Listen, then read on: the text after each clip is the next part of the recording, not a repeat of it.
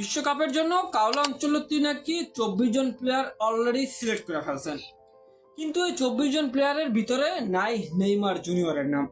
As a Brazil fan, as a Neymar fan হিসাবে আপনার মন হয়তো বা খারাপ থাকতেই পারে, কারণ নেইমারকে ছাড়াই কি তাহলে বিশ্বকাপ খেলবে ব্রাজিল? সো এতগুলো নেগেটিভ কথার ভিতরে আমি আসলে কিছু পজিটিভ কথা বলি যে নেইমার জুনিয়র ব্রাজিলের হয় 2026 বিশ্বকাপ খেলবে ভাই, এটা আপনি লিখে রাখতে পারেন। সো এখন আপনার মনে হইতে পারে যে আমি আসলে কিভাবে এত গ্যারান্টি দিয়ে বলতেছি যে নেইমার জুনিয়র বিশ্বকাপ খেলবে। দেখেন, নেইমার বিশ্বকাপ খেলবে এটা 100% নিশ্চিত আমি বলতেছি না, বা নেইমারকে ছাড়াই যে ব্রাজিল বিশ্বকাপ খেলবে ওটা আমি নিশ্চিত বলতেছি না। নেইমার বিশ্বকাপ খেলবে কি খেলবে না এটা একমাত্র জানেন কাওলা আনচেলত্তি। কাওলা আনচেলত্তির উপর হচ্ছে এই বিষয়গুলো ডিপেন্ড করতেছে। এখন আপনাকে আমি একটা কথা বলি, নেইমারকে ধরেন বিশ্বকাপে কাওলা আনচেলত্তি নিল না, কিন্তু এই বিশ্বকাপে যদি ব্রাজিল ভালো কিছু করতে না পারে তখন কি কাওলা আনচেলত্তি এই চাপটা সামলাইতে পারবেন? বা বিশ্বকাপের স্কোয়াডে যদি তিনি নেইমারকে না রাখেন, তিনি কিন্তু এই ফ্রেন্ডলি ম্যাচগুলোতে কিন্তু দেখছে ক্রোয়েশিয়ার বিপক্ষে এবং ফ্রান্সের বিপক্ষে ম্যাচে কিন্তু গ্যালারিতে নেইমার নেইমার ভক্তরা স্লোগান দিয়েছে।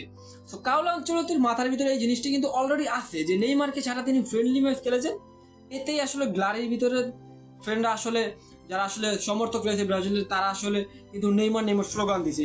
তো এরকম একটা বিশ্বকাপের মতো মঞ্চে যখন আপনি নেইমারকে ছাড়াই খেলতে যাবেন তখন কাওলা আনচেলত্তির উপর একটা অন্যরকম চাপ আসবে।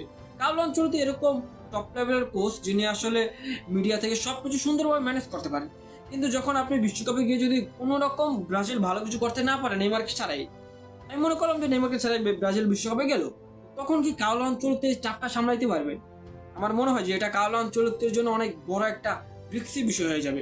কারণ ওইখানে তো ভাই আপনি একটা ফ্রেন্ডলি ম্যাচই দেখেন, ব্রাজিল ফ্রান্সের বিপক্ষে হারার পর লারিতে আসলে নেইমার নেইমার স্লোগান হইতেছে। তো আপনি যখন একটা বিশ্বকাপের মঞ্চে যাবেন নেইমারকে ছাড়াই, তখন আসলে এই জিনিসটা আরো অনেক বেড়ে যাবে। তো আমার মনে হয় কাওলা আনচেলত্তি প্ল্যানে যদি নেইমার নাও থাকে, অনেকে বলতেছে কাওলার প্ল্যানে নেইমার নাই, বাট আমার মনে হয় যে কাওলা আনচেলত্তি প্ল্যানে নেইমার আছে। বাট মানলাম যে কাওলা আনচেলত্তি প্ল্যানেও নেইমার নাই, কিন্তু কাওলা আনচেলত্তি নেইমারকে যদি ছাড়া যদি বিশ্বকাপে যায়, কাওলা আনচেলত্তি এই ধরনের চাপ আমার মনে হয় না সামলাতে পারবে। তো এই ধরনের চাপ সামলানোর জন্য বা এই ধরনের চাপ থেকে মুক্তির জন্য আমার মনে হয় কালো ব্রাজিলের স্কোয়াড নেইমারকে রাখবে। ব্রাজিলের স্কোয়াড নেইমারকে রাখলো কালো আনচেলত্তি, এতে তো কোনো সমস্যা নাই। যদি নেইমার ফিট না থাকে বা নেইমারকে প্রতিটা ম্যাচে শুরু কথা রাখতে হবে এরকম কোনো কথা নাই। নেইমারকে লাস্ট আপনি খেলাইলেন 20-30 মিনিট খেলাইলেন, তো নেইমার দলের সাথে থাকলে এটা দলটা একটা অন্য লেভেলের কনফিডেন্স পায়। তো এত ব্রাজিলের যারা লিজেন্ড প্লেয়ার রয়েছে, তো অনেকেই আসলে এই বিষয়গুলো নিয়ে কথা বলতেছে যে নেইমারকে আমাদের ব্রাজিল দলে দরকার। সো কাওলা আনচেলত্তি সবার কথাই শুনতেছেন এবং তিনি তার এরকম একজন কোচ, তিনি জানেন যে নেইমার হচ্ছে ব্রাজিলের ইতিহাসের একজন সেরা খেলোয়াড়। তো এই প্লেয়ারকে ছাড়া বিশ্বকাপে গেলে কাওলা আনচেলত্তি অনেক চাপেই থাকবেন। সো কাওলা আনচেলত্তি মোটো এই ধরনের চাপ নিতে চাইবেন না বিশ্বকাপের মতো একটা মঞ্চ যেখানে তিনি খুবই ক্লিয়ার ভাবে, খুবই জাস্ট রিফ্রেশ মোডে তিনি আসলে বিশ্বকাপের পরিকল্পনা করবেন। তো এরকম একটা মঞ্চে তিনি আসলে নেইমারকে নিয়ে এত চাপ নিতে চাইবেন না। সো আমার মনে হয় যে কাওলা আনচেলত্তি নেইমারকে ব্রাজিল স্কোয়াডে রাখবে, বাট আমি 100% শিওর দিতেছি না নেইমারকে রাখতে পারে না রাখতে পারে, এটা কালোর উপর ডিপেন্ড করতেছে। বাট আমার যতটুকু মনে হয় যে কালো নেইমারকে ছাড়া বিশ্বকাপে যাবে না এবং নেইমারকে তিনি বিশ্বকাপের পরিকল্পনায় ভালোভাবে রেখেছেন।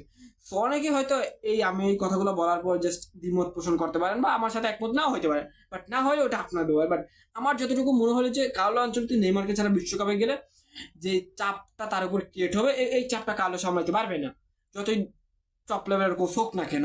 কারণ নেইমার কি জিনিস সেটা ফ্যানরা জানে, এবং যদি বিশ্বকাপে আসলে কোনো খারাপ কিছু করে ফেলে নেইমারকে ছাড়া ব্রাজিল যদি যায় বিশ্বকাপে, তাহলে ওরকম চাপ কালো সামলাতে পারবে না। বাট এই জন্য আমার মনে হয় যে কালো আনচেলত্তি নেইমারকে ছাড়া বিশ্বকাপে যাবে না এবং নেইমারকে নেই কালো আসলে একজাজার মিশনে নামবে। তো দেখা যাক আসলে কালো আনচেলত্তি কি করে। বাট আমার এই মতামতের সাথে আপনার মতামতটাও মিলতে পারে। সো আপনার মতামতটা জানিয়ে দিবেন কমেন্ট বক্সে। ধন্যবাদ সবাইকে।